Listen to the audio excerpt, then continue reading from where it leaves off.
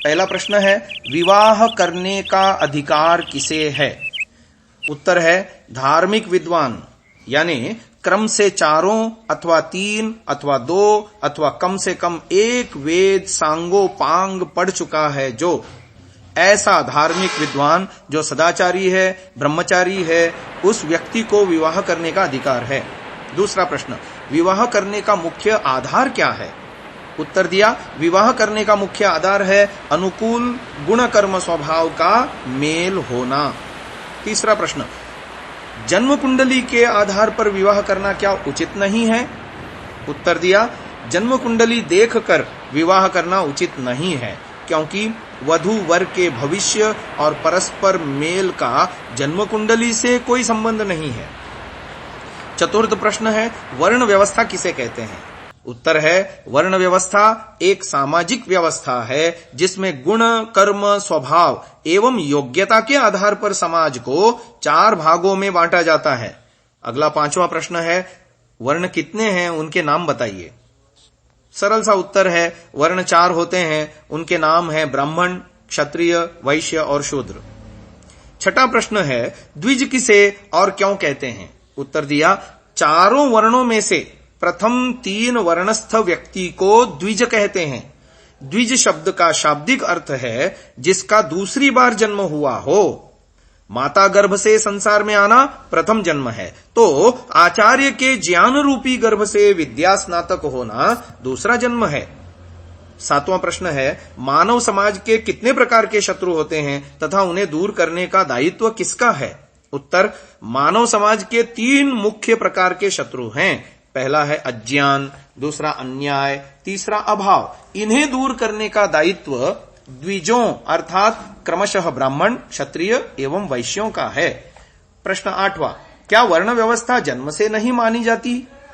उत्तर, वर्ण व्यवस्था जन्म से नहीं मानी जाती है, उसका आधार गुण कर्म और स्वभाव है। 9वां प्रश्न, क्या कोई भी व्यक्ति ब्राह्मण बन सकता है? उत्तर आया, शास्त्रों में ब्राह्मण बनने के लिए कुछ गुण कर्म निश्चित किए गए हैं। उन गुण कर्मों को धारण करने वाला कोई भी व्यक्ति ब्राह्मण बन सकता है। 10वां प्रश्न है, ब्राह्मण बनने के लिए ब्राह्मण परिवार में जन्म लेना क्या आवश्यक है? उत्तर दिया, ब्राह्मण बनने के लिए ब्राह्मण परिवार में जन्म लेना आवश्यक नहीं है।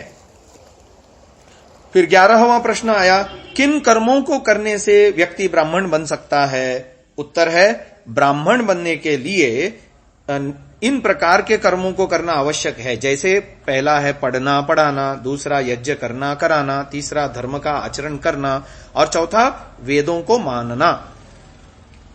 12वां प्रश्न, क्षत्रिय किसे कहते हैं? उत्तर, जो व्यक्ति प्रजा की रक्षा और पालन करता है उसे क्षत्रिय कहते हैं। 13वां प्रश्न, वैश्य के कर्म क्या हैं? उत्तर, वैश्य के कर्म कृषि, पशुपालन एवं व्यापार आदि हैं। 14वां प्रश्न, शूद्र किसे कहते हैं?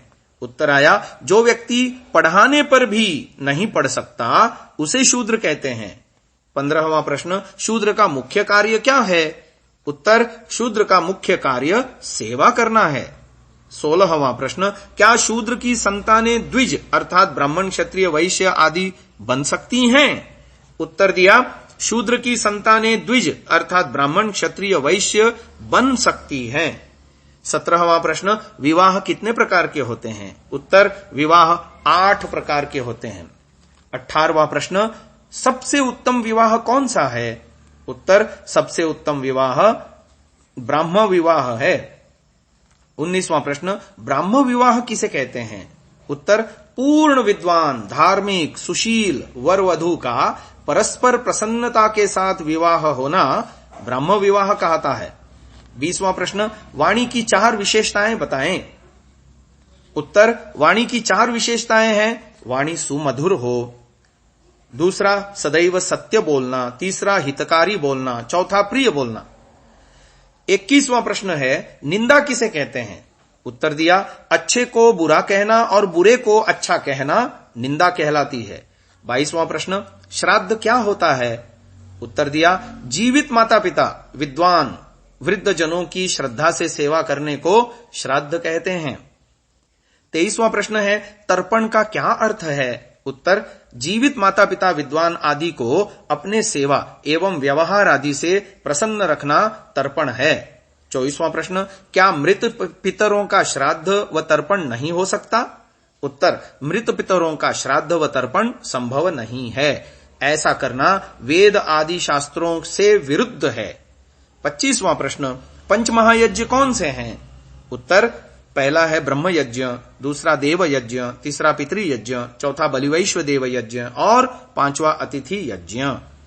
26वां प्रश्न, अतिथि यज्ञ किसे कहते हैं? उत्तर, धार्मिक विद्वान सत्य के उपदेशक व्यक्ति की सेवा सत्कार और सम्मान आदि करना अतिथि यज्ञ है। 27वां प्रश्न, पाप किसे कहते हैं? उत्तर, अधर्म के आचरण को पाप कहते हैं। 28वां प्रश्न, अधर्म के आचरण से क्या हानि होती है? तो उत्तर दिया, जैसे जड़ से काटा हुआ वृक्ष नष्ट हो जाता है, वैसे ही अधार्मिक व्यक्ति भी पूर्णतः नष्ट हो जाता है। 29वां प्रश्न, किसे दान देना नहीं देना चाहिए? उत्तर दिया, तप से रहित अधार्मिक अविद्वान व्यक्ति को दान नहीं देना चाहिए। 30वां प्रश्न, पाखंडी के लक्षण क्या हैं? उत्तर दिया, जो व्यक्ति धर्म के नाम पर दूसरों को ठगता हो, अपनी प्रशंसा स्वयं आप करे यानी बढ़ाई करे, आत्मश्लाघा जिसे कहते हैं, अच्छे बुरे सब लोगों से मित्रता करे, अपने स्वार्थ के लिए दूसरों की हानि करता हो, वह व्यक्ति पाखंडी होता है। अंतिम 31वां प्रश्न है, बुद्धिमान किसे कहते हैं? जो ईश्वर, वेद एवं आप्तों पर श्रद्धा रखने वाला व्यक्ति है, उसे बुद्धिमान हम कह सकते हैं। तो इस तरह